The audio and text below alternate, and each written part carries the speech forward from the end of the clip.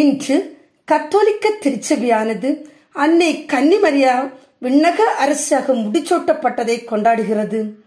விண்ணக அரசி என்பது தூய கன்னிமரியாவுக்கு கிறிஸ்தவர்களால், குறிப்பாக கத்தோலிக்க திருச்சபை மற்றும் ஒரு சில ஆங்கிலிக்கம் கிழக்கு மரபுவழி திருச்சபைகளில் வழங்கப்படும் பட்டமாகும்.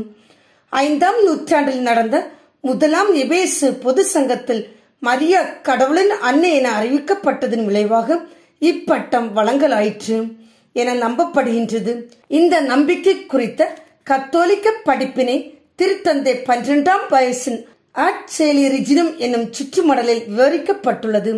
அதன்படி மரியா விண்ணக அரசி என அழைக்கப்படுவதற்கு காரணம் இயேசு கிறிஸ்து விண்ணக அரசராக இருப்பதுவே ஆகும்.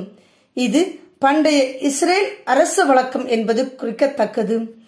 திருச்சபையினால் அதிகாரப்பூர்வ அனுமதி பெறுவதற்கு பல நூற்றாண்டுகளுக்கு முன்பே விண்ணக அரசு என்ற பட்டம் கத்தோலிக்க மரபிலும் வேண்டுதல்களிலும் பக்தி முயற்சிகளிலும் கலையிலும் முக்கிய பங்கு வகிக்கிறது. மரியாவின் விண்ணேற்பு பற்றிய திருவுருவ சித்தரிப்புகளில் 12 விண்மீன்கள் அவரின் தலையில் மணிமுடியாக இருப்பது போல் அமைப்பது வழக்கமாக கடைபிடித்து வருகிறது. ஜெபம். கருணையின் ஊற்றிய இறைவா, அன்னை மரியா விண்ணக அரசாக முடிசூட்டப்பட்டதை கொண்டாடும் நாங்கள் எங்கள் இல்லத்தரசிகளான அனைத்து தாய்மார்களையும் பாதத்தில் சமர்ப்பிக்கின்றேன்.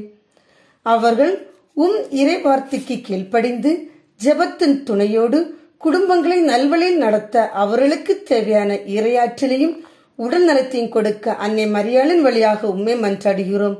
ஆமீன். தூய கன்னிமரியா, எங்களுக்காக வேண்டிக் கொள்ளும்.